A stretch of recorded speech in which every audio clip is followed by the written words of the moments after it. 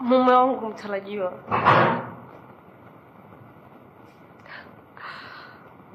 usisitoke kwa sababu hujanikosea na wala huwezi kunikosea. Pia mimi sijaumia hata kidogo na siwezi nikaumia.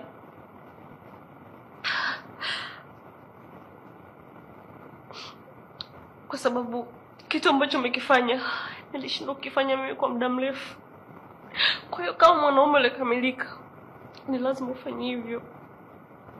Wala sikulaumu. Ila ninachojilaumu ni kitu kimoja. Kwa nini mnajifedhesha hapo? Kwa nini dining room na isiwe chumbani? Mngeingia basi chumbani. Fikiria mama angetoka sasa hivi angekuta hapo ingekuwaje? Mngejidhalilisha. Mshukuru mimi nimewaona. Kwa sababu mimi naweza kuificha aibu yenu. Bado nakupenda na nitaendelea kukupenda kama mume wangu mtarajiwa. Dada yangu kipenzi Susan. Nashukuru kwa kitu ambacho umenifanyia.